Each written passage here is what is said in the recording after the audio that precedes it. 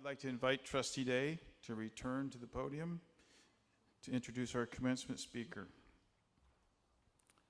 And also ask Admiral James Stavridis to join us for the presentation of our next honorary degree.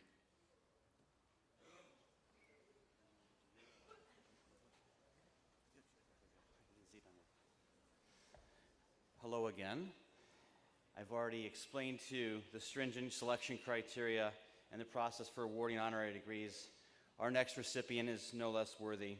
He's an incredible defender of freedom and global security who many of us have seen and heard of, who I only today had the honor to meet.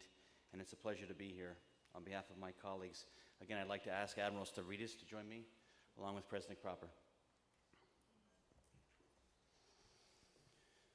James G. Stavridis is both an educator and a military leader, retiring after a long and distinguished career as a 4-star admiral in the United States Navy and currently serving as Dean of the Fletcher School of Law and Diplomacy at Tufts University. Admiral Stavridis began his naval journey by attending the U.S. Naval Academy at Annapolis. He later went on to earn a PhD from the Fletcher School at Tufts, winning the Edmund G. Gullion Prize as Outstanding Student in his class in 1983, as well as academic honors from the National and Naval War Colleges. Throughout his nearly 40-year tenure in the Navy, Admiral Stavridis oversaw operations in Afghanistan, Libya, Syria, the Balkans, and piracy off the coast of Africa as the 16th Supreme Allied Commander at NATO. He also commanded U.S. Southern Command in Miami, charged with military operations throughout Latin America for nearly 3 years. He was the longest-serving combatant commander in recent U.S. history. Admiral Stavridis led the Navy's premier operational think tank for innovation, Deep Blue, immediately after the 9/11 attacks. He won the Battenberg Cup for commanding the top ship in the Atlantic Fleet and the Navy League John Paul Jones Award for inspirational leadership, along with more than 50 U.S. and international medals and decorations, including 28 from foreign nations. He is the chair of the board of the U.S. Naval Institute, the professional association of the nation's sea services, Navy, Marine Corps, Coast Guard, and Merchant Marine. Admiral Stavridis has published 8 books on leadership, the ocean, maritime affairs, and Latin America, as well as hundreds of articles in leading journals. His memoir of the NATO years, The Accidental Admiral, was released in October 2014, and he has 2 books out in 2018, The Leader's Bookshelf, 50 Books That Make Us Better Leaders, and Sea Power, The History and Geopolitics of the Oceans. Admiral James Stavridis, in recognition of your distinguished career, your contributions to leadership programming and development, and your advocacy for the maritime industry, the Board of Trustees of the California State University and California State University Maritime Academy are proud to confer upon you the degree of Honorary Doctor of Law.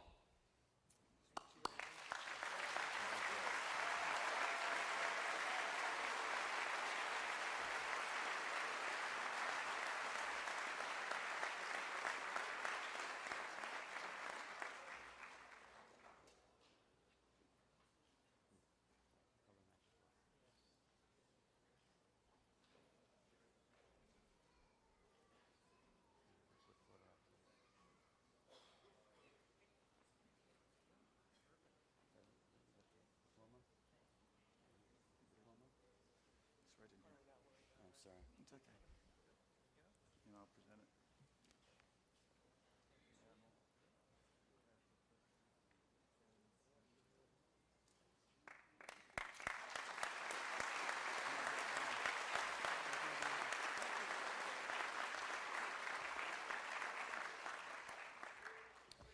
Well, let me start by getting this microphone down to a normal man's height.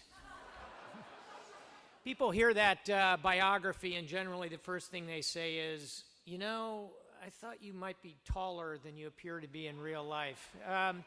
Adam, thank you very much for that extremely kind introduction. And President Cropper, thank you very much. Admiral Cropper, thank you for inviting me here. I found it hard to resist the opportunity to come to a school where everybody is a keel hauler.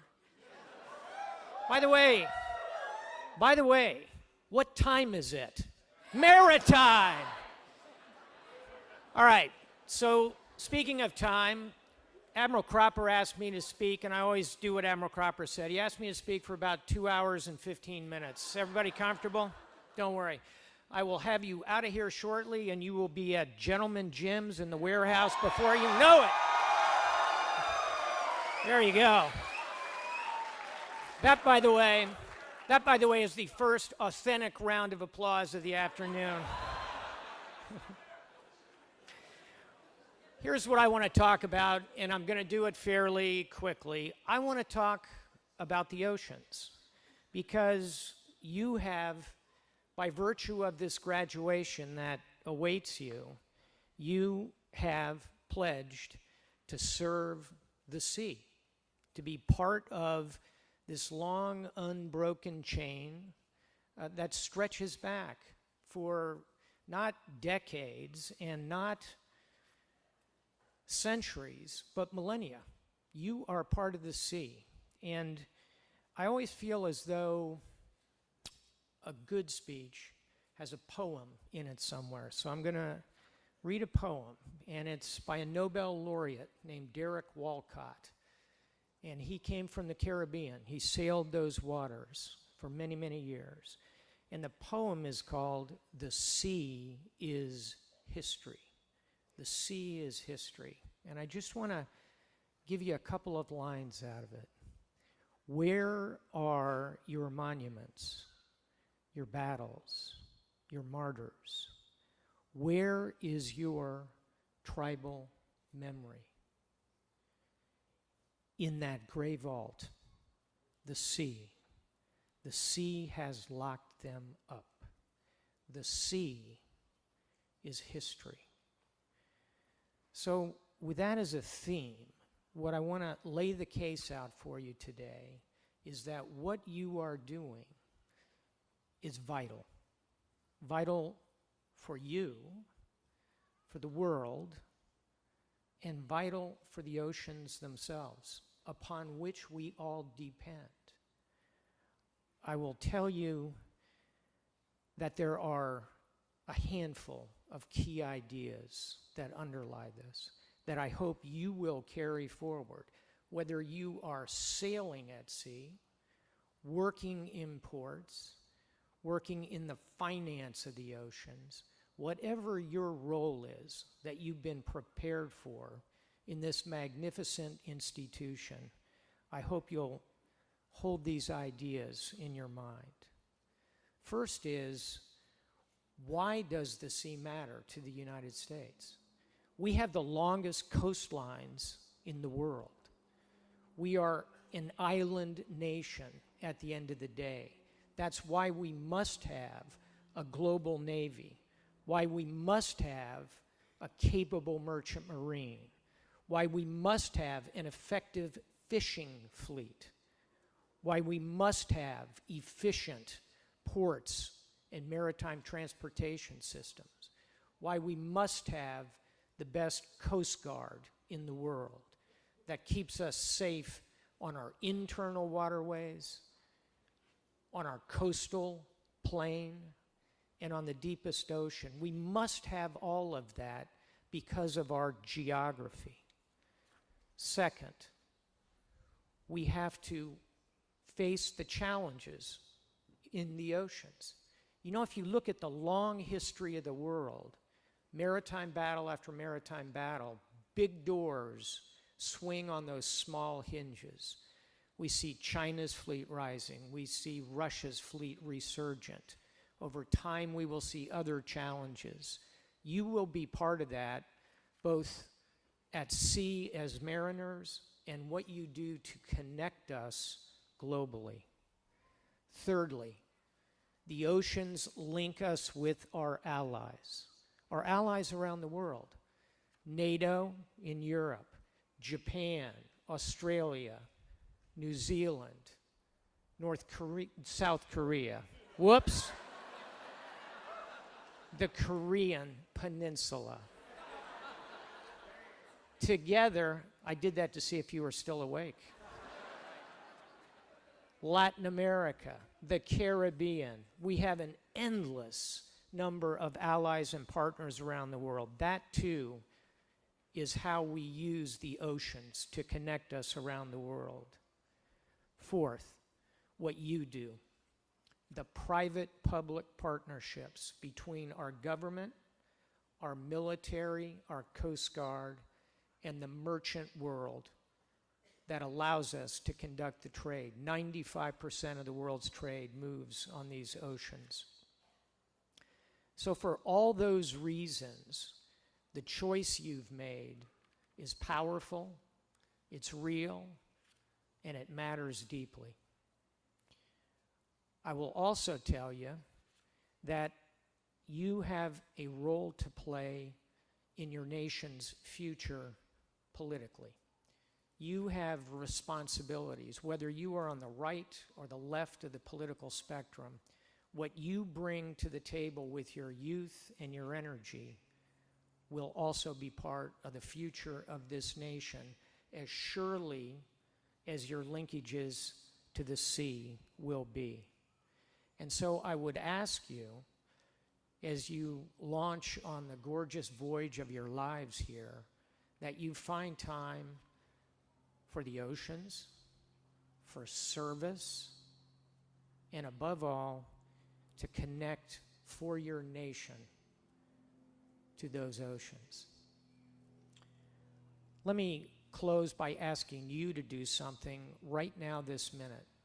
And I'd like you to rise up to your feet, turn around, and applaud your parents, your families, and your friends, class of 18. Tell them thank you. Thank you for everything.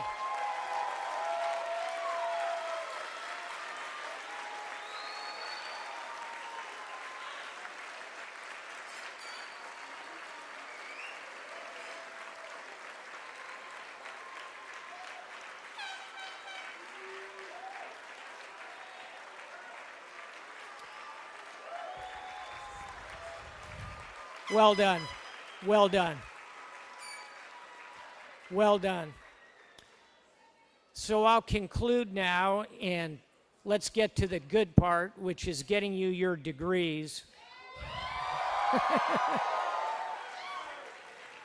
I'm going to close with one last poem. Barry Cromwell.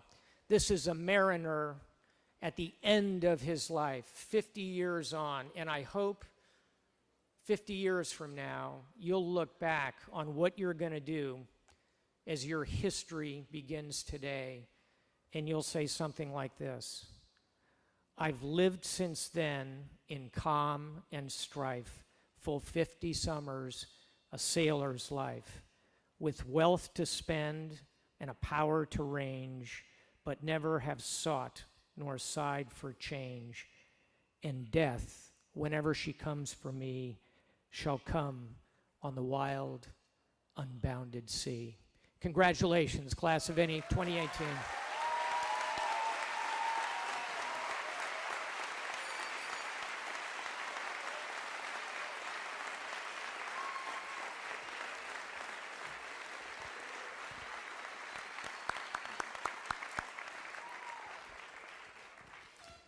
Thank you, Admiral.